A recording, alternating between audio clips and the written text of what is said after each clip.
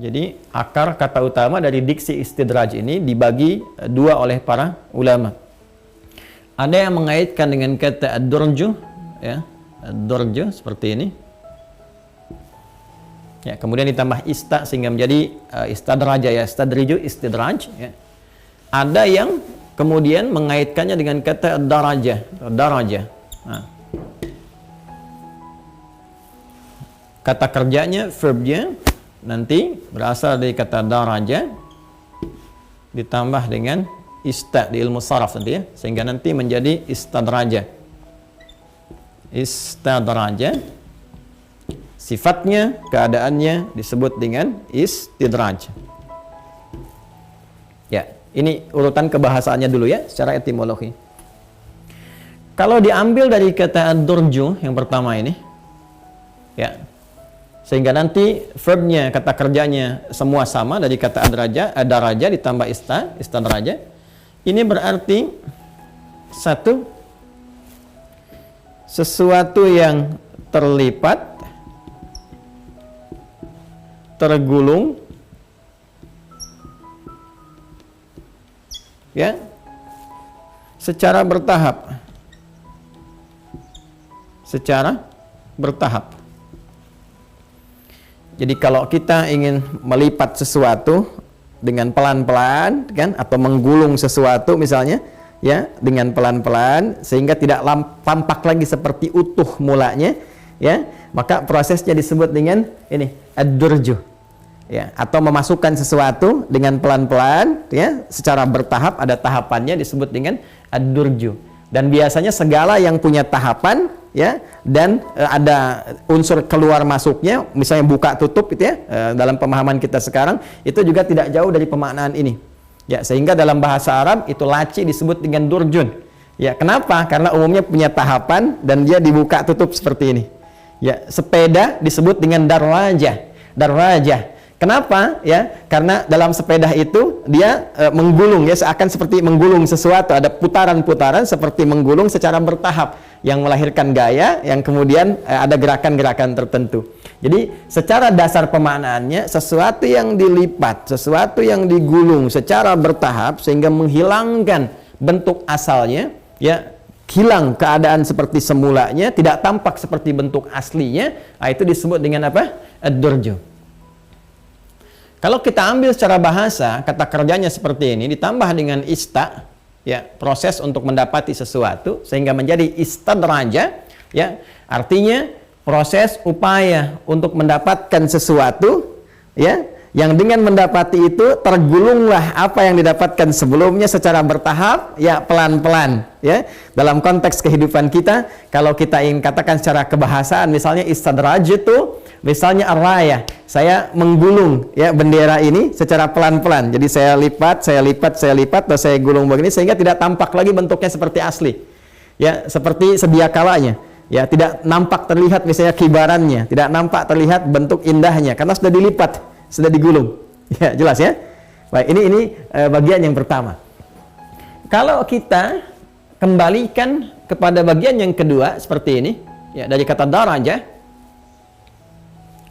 maka secara kata darajah ini pemaknaan diksinya secara bahasa, secara etimologi sebetulnya ini masih netral, kata darajah ini. Ya, masih netral dan diserap ke dalam bahasa Indonesia derajat, ya, harkat, martabat, derajat, kedudukan, gitu kan? Ya. Tapi jangan salah, kalau dikembalikan ke bahasa Arab, ya, bisa berbeda pemaknaannya. Ketika ini kemudian, ya, dikembalikan kepada kata dasarnya, kata kerjanya daraja, ditambah dengan ista, menjadi istadraja, lalu disifati menjadi sifat, menjadi istidraj. Maka di sini, kata darajah yang tadinya punya makna netral, derajat begini, ketika ditambahkan ista dan menjadi sifat istidraj, maka ini uniknya. Secara bersamaan, kata Al-Imam Az-Zamakhsyari dalam kitabnya Al-Kasyaf, itu dia memiliki dua arti yang kontradiktif dalam saat yang bersamaan. Ya, dalam saat yang bersamaan. Jadi kata netral yang tadinya darajah ini mungkin punya makna positif, ya, pada asalnya.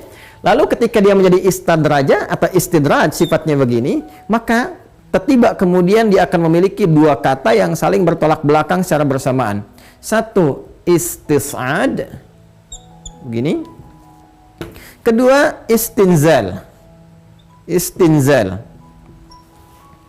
Masya Allah. Istis'ad proses mengangkat sesuatu, ya, mengangkat, naik lebih tinggi, naik lebih tinggi, naik lebih tinggi. Istinzal proses menurunkan sesuatu secara bertahap. Turun, turun, turun. Jadi kalau kita satukan dua makna ini, disatukan menjadi satu, seakan-akan ada kesan yang dibangun. Istidraj, kalau kita mengambil dari akarnya darajah, jadi keadaan atau proses yang dirasakan seolah mengangkat, ya, ke derajat yang lebih tinggi, terangkat bertahap, bertahap, bertahap. Kalau didudukan misalnya naik pangkat lagi, naik pangkat lagi, naik pangkat lagi di kedudukan. Kalau di harta bertambah lagi, bertambah lagi, bertambah lagi. Tapi ternyata, ya, peningkatan kedudukan, pertambahan harta benda itu yang didapati, atau bahkan keilmuan, ilmu yang dirasakan meningkat itu pada hakikatnya dalam saat yang bersamaan sedang menurunkan statusnya. Jadi merasa seakan meningkat padahal dia sedang menurun. Ya, karena tidak ada peningkatan kualitas dari kedudukan yang melekat pada dirinya. Karena tidak ada peningkatan kebaikan dari harta benda yang ia dapati. Karena tidak ada peningkatan kualitas kebaikan dari keilmuan yang ia rasakan bertambah. Jadi setiap kata istidraj, kalau dia terambil dari kata darajah, maka maknanya itu dua makna yang saling bertolak belakang. Seperti ini, paradoks. Satu sisi ada sisi naik, satu sisi dalam saat yang bersamaan dia sedang menurun, ya, perasaan mendapati kenaikan tertentu, tapi di saat yang sama sebetulnya dia sedang mengalami penurunan. Ini secara kebahasaan. Nah, ini pun sesungguhnya sudah mulai tertangkap kan oleh kita, ya, ya, sudah mulai tertangkap nih. Jadi secara bahasa, kalau kita ditanya apa itu istidraj, secara bahasa bisa dikatakan proses, ya, berlangsungnya satu keadaan yang seakan-akan terasa seperti naik, meningkat lebih tinggi, tapi saat yang bersamaan dia memiliki nilai yang semakin menurun sehingga hampa dan terkesan tidak memiliki nilai kebaikan apapun di balik peningkatan-peningkatan yang didapati. Ya, agak mulai detil, per lafaz saya akan coba gali. Bismillahirrahmanirrahim. Kembali ke Quran surah ke-7 Al-A'raf di ayat yang ke-182. Nah, ini perbuatan nyatanya, ya, secara langsung. Ini penjelmaannya nanti kita akan turunkan dari sini. Walladzina kadzdzabu biayatina, ya. Ini poinnya. Sanastadrijuhum min haitsu la ya'lamun. Ya. Ini saya garis bawahi. Ya, apa yang menjadikan seseorang itu bisa mendapati istidraj? Bahasa gampangnya begitu. Ya. Dibuka oleh Al-Qur'an, walladzina kadzdzabu. Nah, ini yang saya garis bawahi. Ini yang berbahaya. Jadi proses istidraj ini diawali dengan proses ini. Jadi, kalau seseorang dekat dengan nilai-nilai yang akan disampaikan ini, mengerjakan perbuatan yang di-warning oleh Al-Qur'an ini, maka berpotensi dia akan terperosok kepada lubang istidraj. Ya. Apa itu perbuatannya? Walladzina kadzdzabu. 1, biayatina. 2. Ya. Walladzina kadzdzabu, adapun orang-orang yang sengaja mendustakan. Tadi saya telah berikan satu kisi-kisi di awal. Ada kadzaba, ada kadzdzaba. Ya. Ada kadzaba seperti ini, kaf, dzal dengan ba. Orangnya disebut dengan kadzib. Ya. Kadzaba, pelakunya orangnya disebut dengan kadzib. Ada kadzdzaba. Ya. Kadzdzaba yukadzibu. Ya. Kadzdzaba yukadzibu. Fa'ala yufa'ilu. Ya. Orangnya disebut dengan mukadzib. Mukadzib. Kadzdzaba yukadzibu. Mukadzib. Kalau disebutkan yang pertama, kadzaba, itu dusta. Ya, ayatul munafiq talatun, tanda-tanda orang yang munafik itu punya penyakit nifak itu ada 3. Ya, di antara tanda-tanda kecilnya apa itu? Salah satunya wa idza hadatsa kadzaba. Apabila dia berbicara, dia berdusta. Itu ada tanda-tanda yang mengantarkan seseorang boleh jadi, ya, terjerat atau terinfeksi penyakit nifak yang berpeluang menjadi munafik. Ya, karena itu Al-Quran melarang kita dari perbuatan-perbuatan dusta, menjaga lisan dari perbuatan dusta. Tapi dusta ini, ya, teman-teman sekalian, ini masih umum digambarkannya. Kadang-kadang juga ada yang nilainya punya nilai kebaikan di dalamnya. ya menutupi sesuatu yang bisa melahirkan madarat yang lebih besar. Maka perbuatannya tetap disebut dengan kadzab, ya, tapi di sini tidak mendapatkan hukum yang negatif dalam penilaian syariat, disebut dengan taqiyah namanya. Menyampaikan sesuatu di lisan A tapi di hati B untuk tujuan mulia tertentu. Asalnya demikian. Ya, bukan konsepsi yang jelek. Nah, bisa juga ya diartikan kepada sesuatu yang negatif. Tapi kalau sudah terbiasa mendustakan, ada unsur kesengajaan. Sengaja. Menganggap remeh, menganggap ringan, ya, mengecilkan sebuah nilai yang besar, menghilangkan sebuah nilai yang kecil, sengaja melakukan sesuatu, terbiasa melakukannya, maka berubah katanya dari kadzaba menjadi kadzaba, ya, dan berlangsung terus menerus secara bertahap. Hari ini berdusta, besok dusta lagi, besoknya dusta lagi, sehingga dusta itu menjadi profesi, kebiasaan, jadi rutinitas dalam kehidupannya. Ya, saya sudah punya kedudukan. Ya, kalau bisa, banyak tunjukkan kepada saya cara-cara untuk menghentikan kedudukan saya misalnya. Ya, nah, ini karakter-karakter demikian, perilaku-perilaku demikian yang sengaja menolak ayat-ayat, merendahkan, meremehkan, mengingkari di ayatina. Apa itu ayat?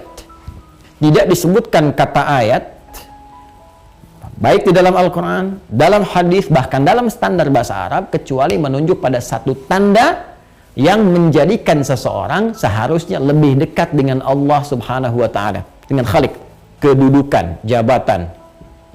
Itu seharusnya konsepsi dasarnya menjadi ayat. Ya, coba Quran surah ketiga Ali Imran di ayat 26 sampai 27 itu, ya. Qulillahumma malikal mulki tu'til mulka man tasha' wa tanzi'ul mulka mimman tasha' wa tu'izzu man tasha' wa tudhillu man tasha' biyadikal khair innaka 'ala kulli syai'in qadir. Qulillahumma malikal mulki, katakanlah, ya, katakanlah hanya Allah malikal mulki, pemilik segala kedudukan, jabatan dan sebagainya, itu punya Allah. Ya, tu'til mulka man tasha', Allah akan titipkan kepada siapa yang dikehendaki. Kadang-kadang orang baik diberikan itu untuk menyebar semua aura kebaikannya, atau kadang-kadang juga terlihat nampak kurang baik supaya diperbaiki, atau ada keburukan yang lebih besar lagi yang belum tampak, dipilih orang yang kurang baik ini untuk tampak semua yang tidak baik itu, sehingga diperbaiki secara merata kemudian hari, ya kan? Ya, qulillahumma malikal mulki tu'til mulka man tasha'. Jadi kehendak Allah untuk menitipkan. Jadi ketika dititipkan itu bukan sekadar dititipkan, tapi langsung menjadi ayat nih untuk membuat kebijakan-kebijakan yang baik. Jadi hati-hati kalau kita dititipi kedudukan level apapun, ya, baik di perusahaan kah, atau dalam level pemerintahan kah, atau dalam level kehidupan sosial kah misalnya, tapi kemudian dengan itu semua kita bergeser dari nilai-nilai kebaikan, lebih memilih yang penting mempertahankan jabatan, menunjukkan kehebatan, keperkasaan, menantang segala hal, menepikan nilai-nilai kebaikan. Nah, hati-hati kalau kita menikmati semua itu dan rasa keinginan selalu ingin mempertahankan, selalu ingin menambah, selalu ingin lebih tinggi, tapi tidak ada nilai-nilai kebaikan di dalamnya, maka itu tanda-tanda pertama itu ada istidraj. Awas ya, awas, hati-hati. Makanya saya sering memberikan nasihat tuh, ya, kalau dalam konteks jabatan, kedudukan, hati-hati. Ya, kadang-kadang ya bahkan caranya saja sudah ada yang salah gitu, ada yang datang ke dukun, ke paranormal, ke macam-macam. Ya, kemudian juga ya budaya saling menyingkirkan, misalnya sebut budaya dalam tanda petik, ya, menyingkirkan, menyungkurkan macam-macam demi untuk sebuah jabatan yang ketika didapati ini semua nggak ada nilai positifnya. Ketika ada di antara umat Nabi Muhammad SAW, ya, yang terlihat tanda-tanda ada istidraj dalam kehidupannya, misalnya apapun itu, mesti akan ada bersamaan dengan itu yang mengingatkan supaya mengembalikan kepada nilai-nilai kebaikan, sehingga nanti pertanggungjawaban di hadapan Allahnya, ya, itu menjadi menyeluruh dan nggak ada alasan lagi. Aku nggak ada yang ingatkan, ya Allah, itu ada si fulan tuh. Ya. Kenapa ketika dia ingatkan, ya kamu tahan, kamu tolak, kamu kecilkan, kamu rendahkan, misal, gitu kan? Nah, ini yang pertama, teman-teman sekalian. Ya, maka kalau ada pegawai di kantor misalnya, tiba-tiba mengingatkan kita pada nilai kebaikan, boleh jadi itu kasih sayang Allah. Kenapa mesti kita? Kenapa harus dia yang ada di kantor kita misalnya? Dan demikian seterusnya. Ya, ada di harta benda. Kata Imam Ibnu Katsir tadi kan disebutkan, ya, innahu yuftah lahum abwabal rizqi. Ya, boleh jadi istidraj yang kedua itu melekat kepada bentuknya nanti ada yang masuk lewat rizki. Ya, rizki berupa tadi salah satunya selain kedudukan bisa jadi materi. Jadi jabatannya terus menambah dosa, hartanya terus menambah dosa dan sebagainya. Baik, ya. Nah, sehingga suasana kehidupannya gelap. Kegelapan inilah yang diungkapkan di ayat 39-nya. Ya, Al-An'am ayat 39, coba lihat kalimatnya. Ya, kalau di Al-A'raf 182 walladzina kadzdzabu biayatina, Al-An'am ya, yang ayat 39 juga walladzina kadzdzabu biayatina summu wa bukmun, ya, summu wa bukmun fidz dzulumat. Allahu akbar. Hati-hati. Dan nanti ada orang-orang yang terkena istidraj. Kalau kita tafsirkan dengan ayat ini, terkena istidraj di antara tandanya mereka mengabaikan ayat-ayat Allah dari semua titipan nikmat yang diberikan kepada mereka. Mereka abaikan norma-norma kebaikan. Summun, ya, summun.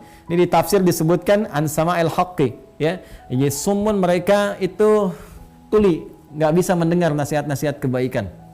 Ya. Kemudian bukmun, ya, itu bisu. Jadi ada dua sisi ini. Jadi sudah nggak peka kepada kebenaran. Jadi kalaupun ada nilai-nilai kebenaran nggak bisa diperjuangkan dengan jabatannya. Hati-hati ya. Nggak ada nilai kebaikannya. Jadi kan di dalam Al-Quran hal-hal yang menyimpang dari kebaikan sudah digambarkan dengan zulumat, minal zulumati ilan nur, dari kegelapan kepada cahaya. Ya, harta benda juga begitu.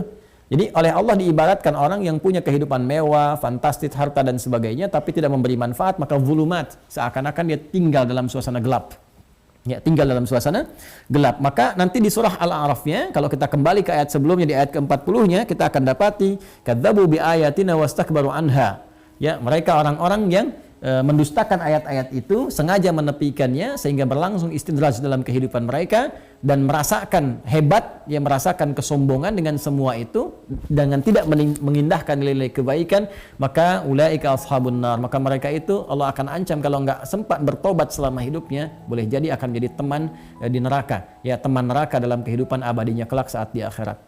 Jadi kalau boleh saya simpulkan dari turunan ayat-ayat ini secara singkat, ya, kalau kita belajar dengan singkat, kita maknai kalau ditanya apa itu istidraj, kita jawab bahwa istidraj adalah satu kondisi ketika seseorang merasakan penambahan nikmat, ya, nikmat-nikmat yang kasat mata, bahkan diraih secara mudah, baik itu kedudukan, harta benda, pengetahuankah, atau sejenisnya. Tapi dalam saat yang bersamaan, semua titipan-titipan nikmat itu tidak memberikan nilai-nilai positif dalam kehidupannya yang disertai dengan pengingkaran terhadap semua arahan-arahan, nasihat-nasihat, dan pengingat-pengingat yang mengarahkan dia untuk memanfaatkan semua nikmat itu pada nilai-nilai kebaikan.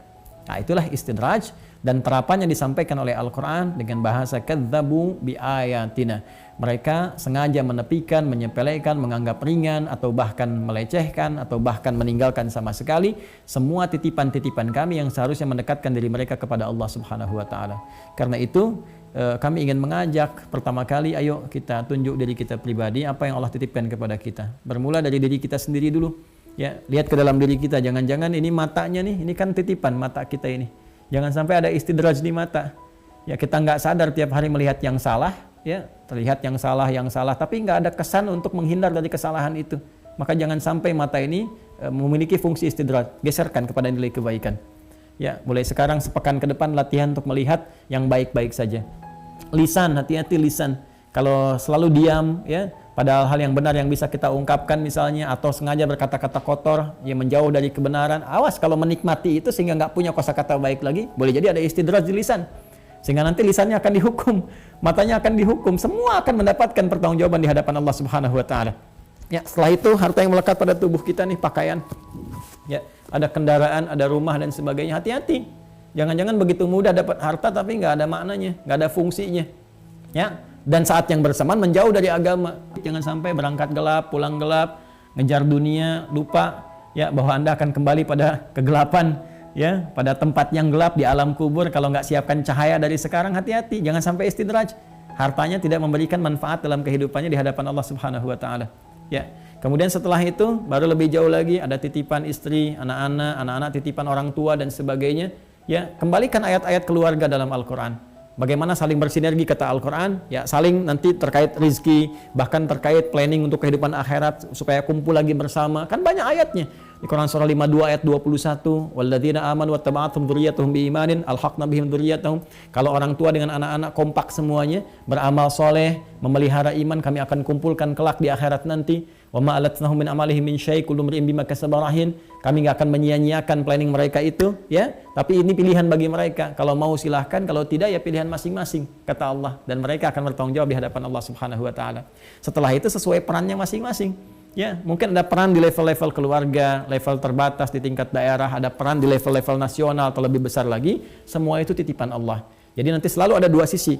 Satu agen kebaikan yang mungkin dititipkan para dai, ustadz, ulama, ahli ilmu ya untuk mengingatkan, saling mengingatkan satu dengan yang lainnya. Sisi lain ada aspek yang memang harus diingatkan supaya amanah-amanah yang melekat kepada mereka dengan rasa cinta, ingat ya.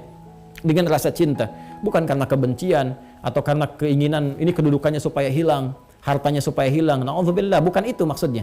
Ya, awas kalau ada kesan itu pun salah juga dan lebih fatal karena ada sifat iri hati di dalam dirinya. Ya, hasad, yaitu yang sangat berbahaya dan hasad yang sangat bisa menjerumuskan. Karena itu akan muncul di saat yang sama agen-agen kebaikan, bahkan dalam hadis disebutkan ini sampai Isa bin Maryam turun.